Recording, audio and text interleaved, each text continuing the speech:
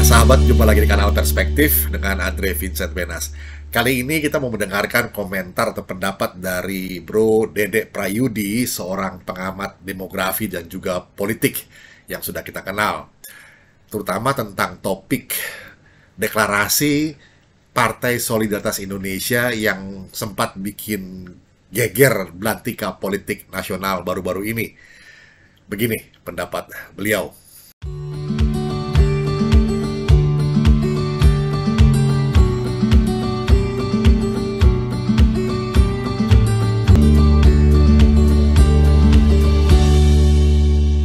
Ya, terima kasih. Pertanyaan bagus banget.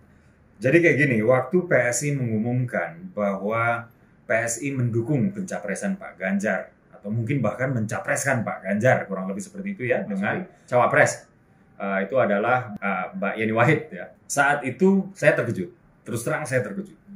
Dan saya langsung menghubungi kawan-kawan saya, apa yang terjadi di PSI gitu. Kok tiba-tiba mencapreskan Pak Ganjar dan Pak Yeni Wahid. Lalu saya mendapatkan jawaban yang menurut saya ini yang saya cari. Jadi PSI itu sudah setahun lamanya ya, itu mengumpulkan nama-nama yang kredibel, nama-nama yang sudah teruji integritasnya, nama-nama yang sudah teruji kredibilitasnya dan juga kapasitasnya. Artinya mereka sudah punya kinerja untuk ditunjukkan kepada orang-orang. Nama-nama yang sesuai dengan DNA dari partai politik, ideologi politik dari PSI, yaitu menolak atau menjunjung tinggi semangat anti korupsi ya, juga menjunjung tinggi toleransi. Dan kemudian PSI menyerahkan nama-nama tersebut kepada rakyat, itu buat saya adalah sebuah terobosan yang luar biasa. Jadi begini, kita di Indonesia sudah terbiasa dengan konsolidasi para elit di ruang tertutup ketika mereka membicarakan siapa yang akan kita capreskan. Kita sudah terbiasa menerima menu ya yang sudah disortir oleh para elit gitu. Sedangkan kita sebagai masyarakat, sebagai rakyat, publik itu tidak pernah terlibat di dalam merancang si menu tersebut. Tahu-tahu menu itu sudah datang, Anda disuruh milih. Kurang lebih seperti itu ya. Dan tentu kita tahu bahwa golput itu bukan pilihan.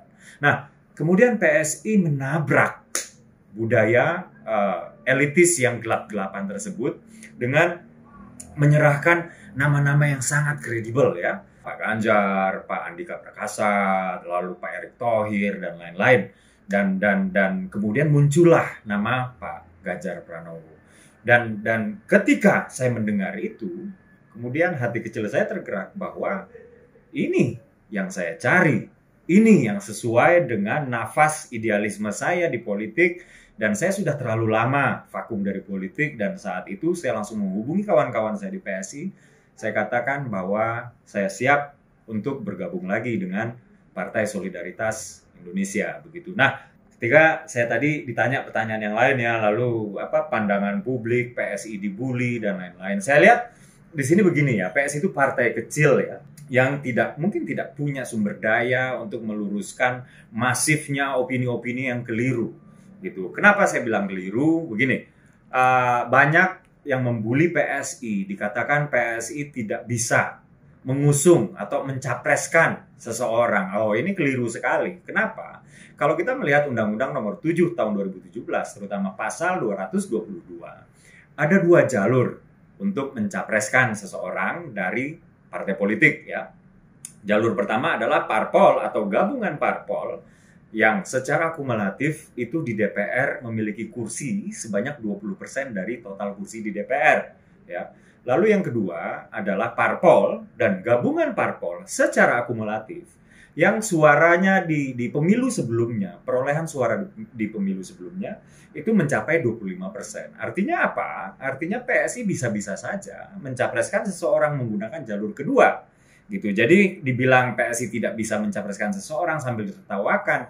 Saya pikir inilah risiko dari partai pendukung Pak Ganjar itu. Memang mendukung Pak Ganjar itu berat. Kita sama-sama tahu lah siapa-siapa saja atau afiliasi-afiliasinya kemana saja orang-orang yang membuli partai politik yang mendukung Pak Ganjar gitu.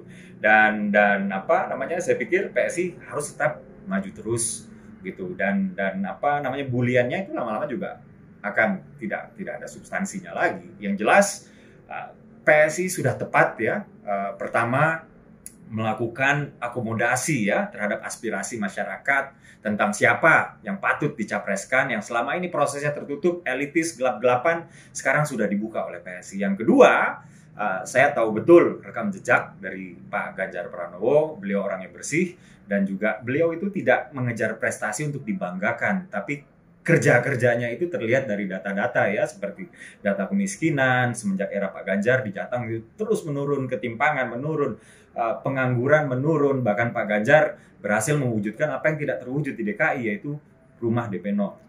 Jadi kita sudah terbiasa lagi-lagi ya, sehingga kita merasa apa yang dilakukan PS ini aneh gitu, karena kita sudah terbiasa disuguhkan menu saja gitu oleh para partai politik ya, yang dimana ketika menu itu sedang dirancang dilakukan dalam mekanisme konsolidasi para ketua umum partai politik di ruangan tertutup ya, dengan pembicaraan yang kita tidak pernah tahu apa gitu.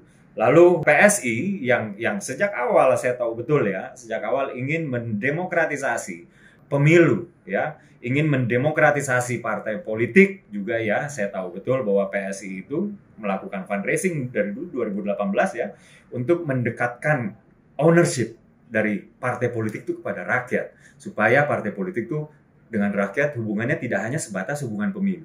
Nah, berbicara tentang demokratisasi pemilu, PSI ingin partisipasi publik itu sudah diakomodir ya, sudah dilakukan atau sudah didengar gitu.